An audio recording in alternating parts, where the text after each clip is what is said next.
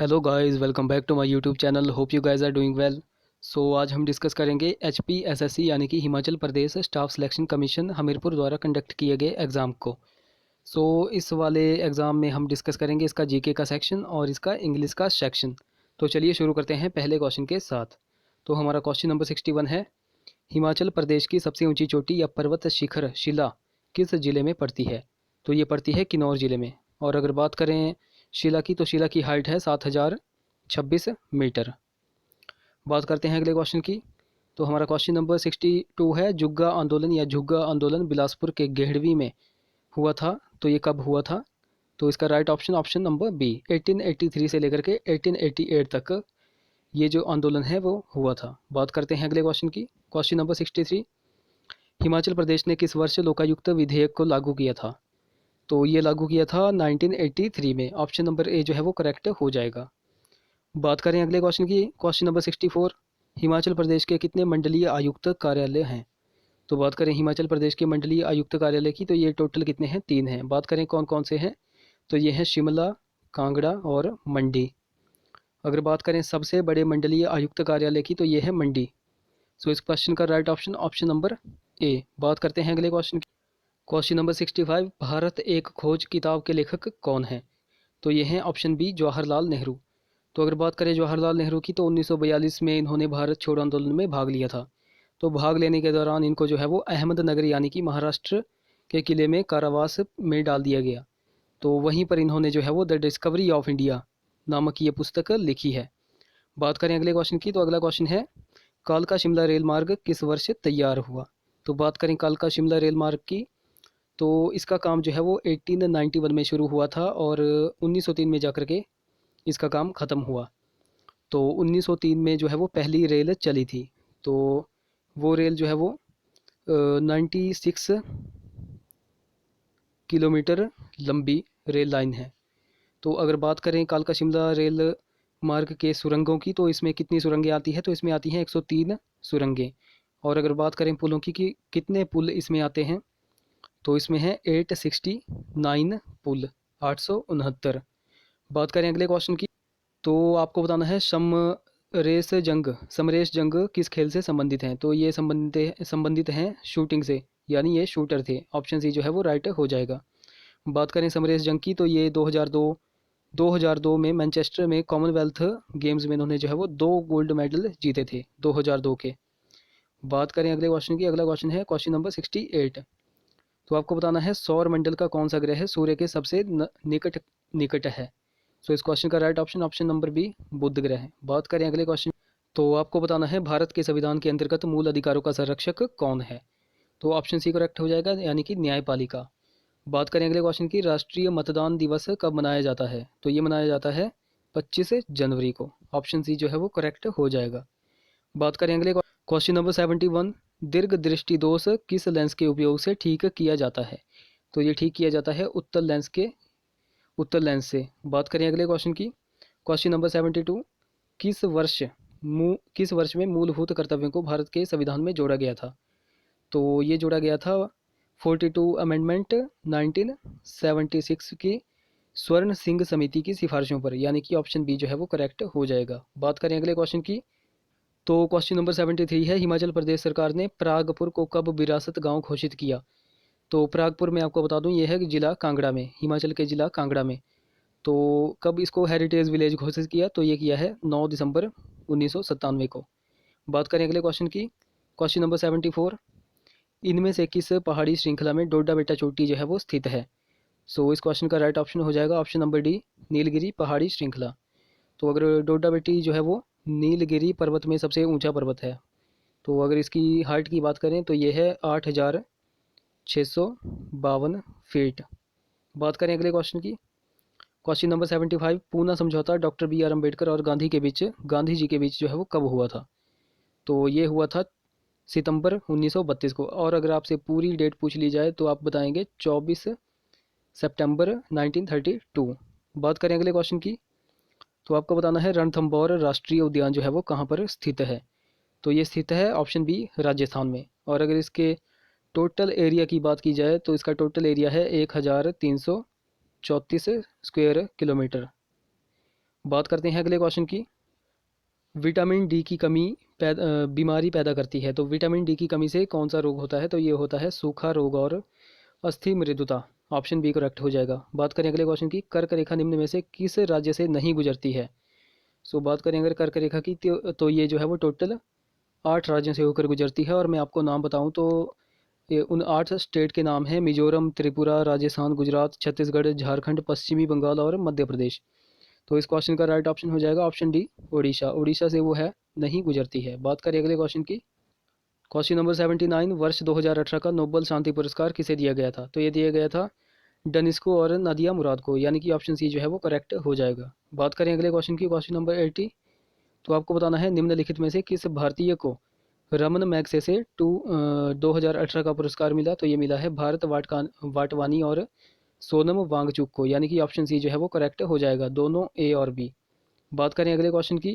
तो question number 81 है, 2020 Olympic खेलों की मेजबानी कौन सा देश करेगा? तो ये करने वाला था कौन? जापान। जापान के टोक्यो में इसकी मेजबानी होनी थी। बात करें अगले क्वेश्चन की।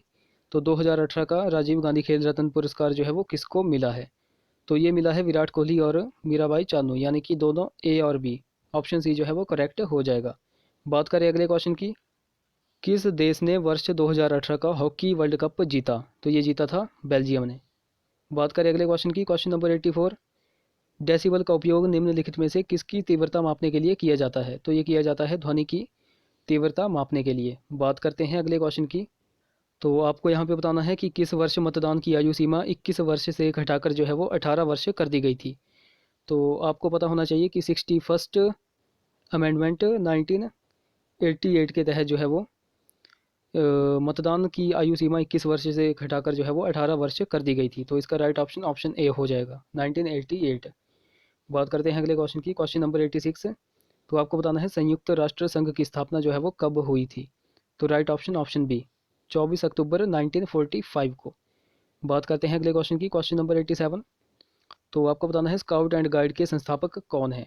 तो ये हैं ऑप्शन बी, यानी कि बाइडन पाविल। तो अगर बात करें कि इन्होंने स्काउट एंड गाइड को एस्टेब्लिश कब किया था, तो ये किया था 1914 में, 1914 में। बात करते हैं अगले क्वेश्चन की, क्वेश्चन नंबर 88। तो आपको बताना है करो या मरो का नारा 1942 में जो है वो किसने दिया था? तो ये दिया था ऑप्शन बी, महात्मा गांधी ने। बात करते हैं अगले क्वेश्चन की, क्वेश्चन नंबर 89। हिमाचल प्रदेश की प्रथम महिला मुख्य न्यायाधीश कौन थी? तो ये थी ऑप्शन ए, लीला सेठ। तो नेक्स्ट क्वेश्चन, क्वेश्चन नंबर 90। राष्ट्रीय उपभोक्ता अधिकार दिवस जो है वो कब मनाया जाता है? तो ये मनाया जाता है 24 दिसंबर को। तो यहाँ पे हमारा जी के सेक्शन जो है वो कंप्लीट होता है। तो चलिए अब इंग्लिश वाले सेक्शन की तरफ चलते हैं। तो इंग्लिश के सेक्शन में हमारा पहला क्वेश्चन है, क्वेश्चन नंबर 31 और 32 में आपसे पूछा गया है कि नियरेस्ट इन मीनिंग आपको वर्ड बताना है। यहाँ पे एक वर्ड में जो अंडरलाइंड वर्ड है उसका जो है आपको नियरेस्ट इन मीनिंग बताना है, यानी कि सिनोनिम बताना है, पर्यायवाची। तो आपसे पूछा गया है question number 31, the chairman conducted the meeting with aplomb. अगर एप्लॉम की बात करें तो एप्लॉम का हिंदी अर्थ होता है आत्मविश्वास, अभिमान या फिर संयम। तो इस क्वेश्चन का right option option C, poise, संतुलित। बात करें अगले क्वेश्चन की, question number 32। This is a lucrative business. Lucrative means लाभप्रद। तो इसका right option option A, profitable. बात करते हैं अब क्वेश्चन नंबर 33 की। तो क्वेश्चन नंबर 33 और 34 में आपसे जो है वो closest to the opposite in meaning पूछा है, यानी कि अपोजिट आपने बताना है। जो अंडरलाइंड वर्ड दिया होगा उसका आपको अपोजिट मीनिंग जो है वो बताना है। तो बात करते हैं क्वेश्चन नंबर 33 की। The coach was too lax about the training of the team. तो लैक्स का अगर मीनिंग देखो तो ये होता है ढीला या फिर लेजी। तो इसका राइट ऑप्शन हो जाएगा, यानी कि अपोजिट हो जाएगा स्ट्रिक्ट। ऑप्शन बी जो है वो करेक्ट हो जाएगा। बात करते हैं अगले क्वेश्चन की।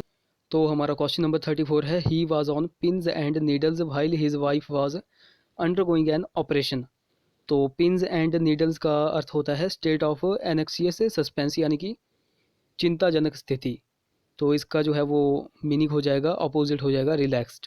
ऑप्शन डी जो है वो करेक्ट हो जाएगा। बात करें अगले क्वेश्चन की, क्वेश्चन नंबर 35। तो 35 से लेकर के 38 क्वेश्चन तक आपसे पूछा गया है इडियम एंड फ्रेज। सो इसका जो है वो इडियम एंड फ्रेज दी गई है आपको, यानी कि मुहावरे दिए गए हैं जिनका अर्थ आपको बताना है। तो क्वेश्चन नंबर 35 है हॉब्सन्स चॉइस।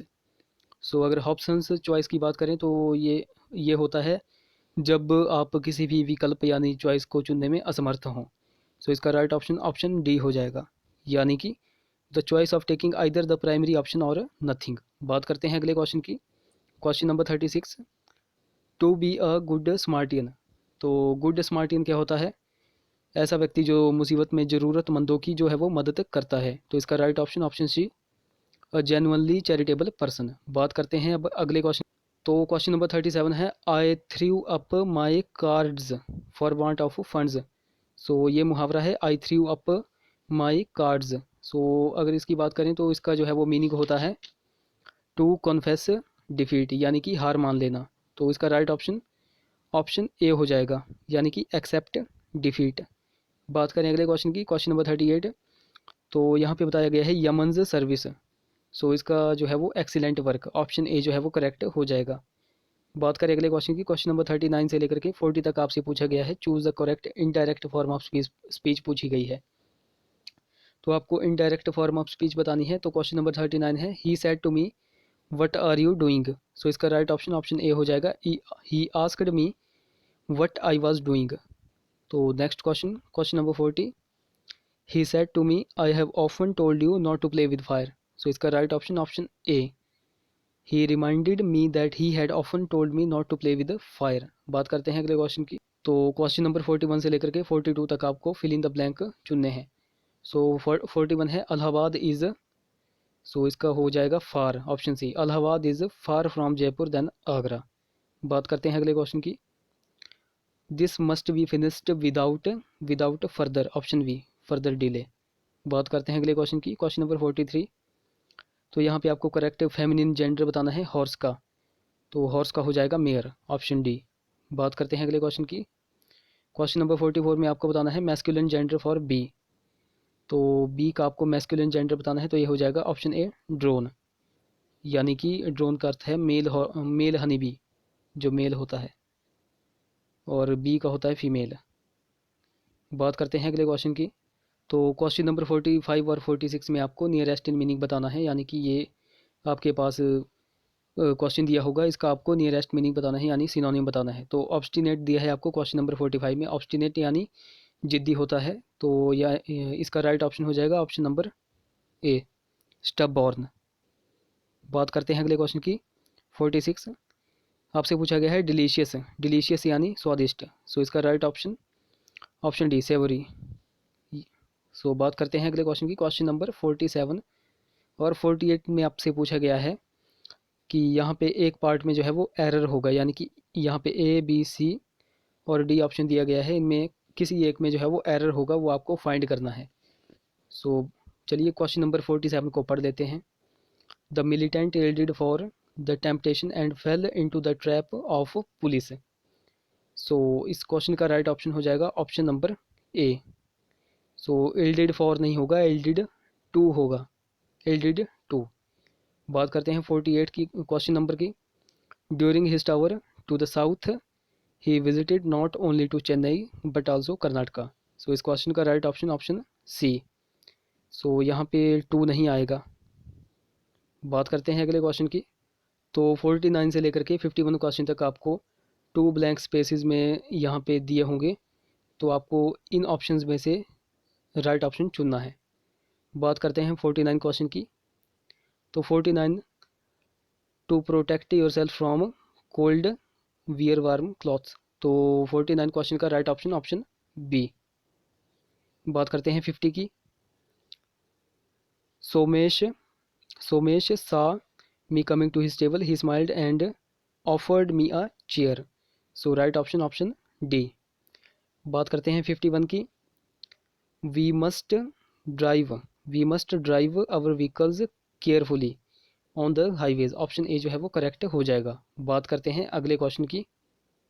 सो 52 और 53 क्वेश्चन में आपको करेक्टली पेयर्ड ऑप्शन बताना है। तो 52 का हो जाएगा ऑप्शन सी, रैबिट का ब्यूरो, यानी कि रैबिट जो है वो बिल में रहता है। 53 का हो जाएगा option D, elephant trumpet. So next question, question number 54 और 55 में आपको जो है वो फिल इन द ब्लैंक दिए हैं। सो 54 क्वेश्चन है, सी वाज पनिस्ड सो यहाँ पे राइट ऑप्शन हो जाएगा four. She was punished for stealing a sari. Question number 55। तो Sohan is the best among all players. So among जो है वो बहुत सारों में कंपेयर करने पर यूज़ होता है, जबकि बिटवीन जो है वो सिर्फ दो में कंपेयर करने पर यूज़ होता है। सो यहाँ पे राइट ऑप्शन ऑप्शन सी। बात करते हैं अगले क्वेश्चन की। सो 56 क्वेश्चन से लेकर के 58 क्वेश्चन तक आपको करेक्टली स्पेल्ड वर्ड आपको बताना है जो बिल्कुल करेक्ट होगा। सो 56 का right option option C privilege. बात करें अगले क्वेश्चन की। 57 का right option option A libertarian. बात करें 58 क्वेश्चन की, तो 58 का right option option B emphatic. तो बात करते हैं नेक्स्ट क्वेश्चन की। सो नेक्स्ट क्वेश्चन में 59 और 60 क्वेश्चन में जो है वो आपको most appropriate alternative fill in the blank बताना है। सो 59 क्वेश्चन है, the proud king turned a deaf ear to the advice. Option D correct हो जाएगा। बात करें क्वेश्चन नंबर 60 की। Life is to death as pleasure is to pain. Option B जो है वो करेक्ट हो जाएगा। सो यहाँ पे हमारी वीडियो का अब अंत करते हैं। सो गाइज़, अगर आपको वीडियो अच्छी लगी होगी तो प्लीज़ लाइक करें, शेयर करें एंड चैनल को सब्सक्राइब करना बिल्कुल भी ना भूलें। ऐसी अब ये सीरीज़ हमने डेली चलाई है, तो ऐसी वीडियोज़ जो है वो डेली आती रहेगी। So thank you so much दोस्तों।